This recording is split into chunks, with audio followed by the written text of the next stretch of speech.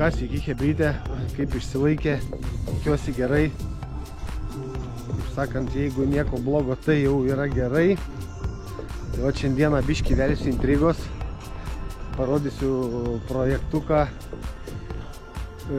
kurį kažkada statysim. Toks vienas iš įdomesnių projektukų, dėl kurio net pačiam įdomu, kirba širdelė, kaip sakant. Dabar mes čia daromės tokius pirminius darbus. Tai žodžiu, praeitais metais, praeitą vasarą išsipylėm pamatus su tokios kompanijos Genestap pagalba. Šaunuoliai betonuotojai, nes kadangi mes labiau esam medinukai, stengiamės vengti tokių betoninių konstrukcijų, tai turim partnerius, kurie atlieka tos darbus už mus. Tai žodžiu, mes čia dalyvavom tik epizodiškai. O pamatai tai iš dalies ir tokie standartiniai, bet ir turėjo vieną tokią įdomią detalę, va dabar galiu jums ją parodyti. Tokia konsolė, 3 metrų išlindusi konsolė. Tai būtent prie šitos vietos buvo reikalų, nes čia darėsi toks atraminis pamatas. Čia ėjo kas 1,20 m poliai, 5 metrų gylio, žodžiu, kad prisimtų visas tas apkrovas. Tai čia buvo reikalų, bet kaip sakant, nieko nėra neįgyvendinamo.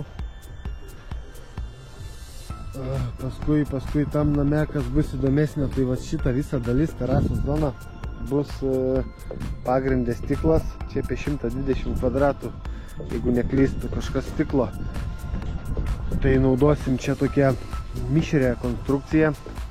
Visos pastato sienos eis elementari karkasinė konstrukcija, o čia va jau kur paketai visur. Tai iš klijuoto medžio rinksim tokį karkasą, dekoratyvų karkasą iš karto. Ir tada prie jo jau klijuosim stiklo paketus. Čia bus HST stumdoma sistema. Įėjimas į koridorių. Žodžiu, čia dabar nėra ką kalbėti apie tą išplanavimą. Vakar pavyko pasidaryti. Tai dabar laukiam, irgi turi vieną komandėlę padaryti įvedimą į namą fekalo, vandentekio, elektros, žodžiu, visų inžinerijų. Tada turim su šilumos trasa nukeliauti į pirtį.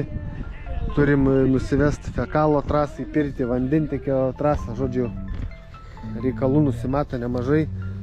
Norim sukasti techninį kabelį, gofrą po žeme, kur eis lauko apšvietimas. Tai žodžiu, turim tokių nemažai nematomų darbų, kurie atima laiko tikrai nemažai. Tai dabar stengsimės tokius apsimėtyti. Norim pasiruošti juodgrindėms. Reikia išsipilti juodgrindės.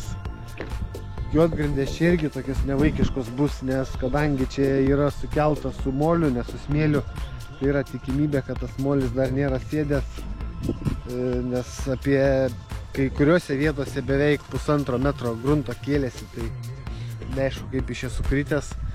Tai žodžiu, tas juodgrindės bus priankeruotos prie rostverko ir iš pramoninio betono darysis, tai bus tokios save laikančios grindės, nes jos turi va kolonas kaip atramai, kur didesnį plotį. Čia 1, 2, ten 3 polius. Čia va ten 3 matosi polius. Čia va tokia patalpa. Irgi va tos juodgrindės vadinamos pasidės ant šito poliaus.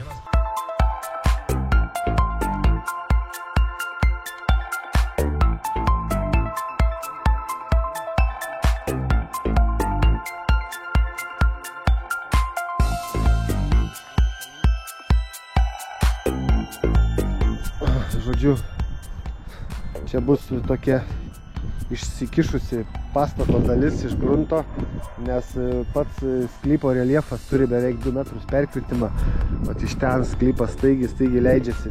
Tai buvo 2 variantai, arba lygint sklypo reljefą į horizontalų paviršių, o pavyzdžiui, kaip kaimynas tenais matot, jeigu, bet man tas variantas nepatiko.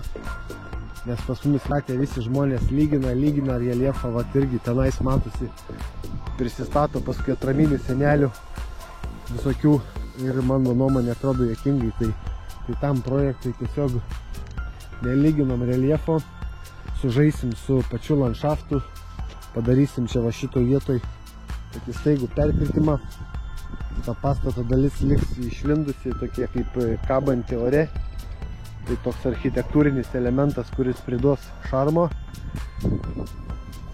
Žodžiu, čia dabar mūsų planas pasiruošti nulinę kanalizaciją, pasiruošti vamzdynus, pirteliai, vandentekis, fekalas, šildymo vamzdžiai, namo kanalizaciją, įvesti vandentekį į namą, įvesti fekalą, įsivesti elektrą.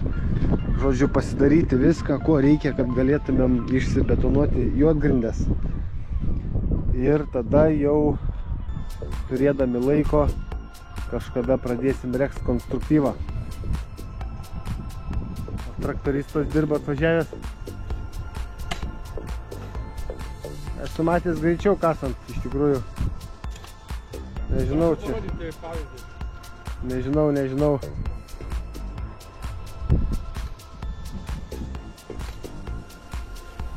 Nieko, kai editinsiu, pagreitinsiu biškį.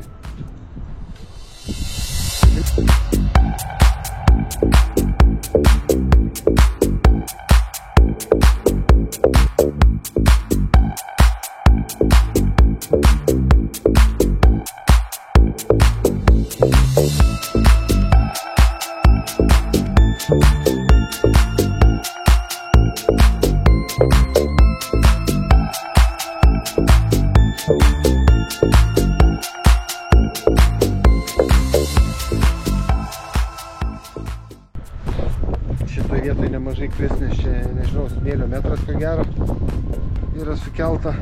Tai čia dar su koja trambuosim. Tai tokie darbai nusimato ateityje. Tada važiuojam rinkti stogų, nes čia, kaip sakant, antraplanis veiksmas, bet kažkada griebsim ir čia. Tai, žodžiu, tokie planai. Tai va čia ypač tiem karkasistams, kas domitės karkaso statybą, tai jums šitie video bus pats tas, susižiūrėsit, manau, užsipirkę popkornų žiūrėsit tos video. Tai tiesiog laukit, čia dar greitai nebus. Oi, čiut nenugriuvau. Sakant, kantrybės. Pradžiai parodysim dar kitų keletą projektų ir tada jau, manau, gal ant rudens grįšim prie šito.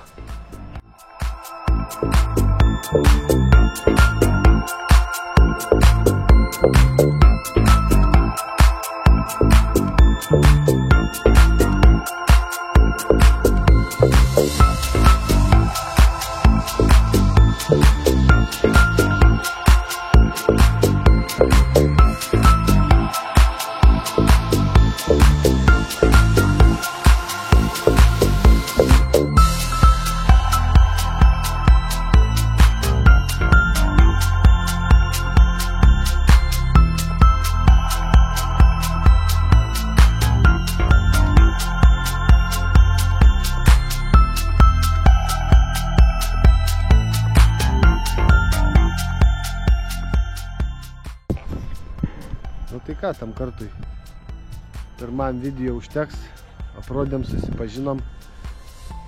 Žodžiu, laukit, stebėkit. Tai sėkmės ir iki.